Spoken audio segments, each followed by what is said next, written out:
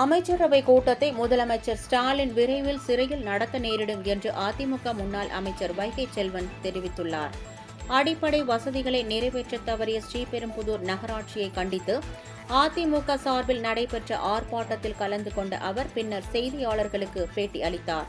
அப்போது பெண்களை இழிவாகவும் ஏளனமாகவும் பேசிய முன்னாள் அமைச்சர் பொன்முடிக்கு எதிராக தமிழகம் முழுவதும் அதிமுக பெண்களை திரட்டி போராட்டம் நடத்தியதன் காரணமாக அவர் பதவியை ராஜினாமா செய்துள்ளார் என்று கூறினார்.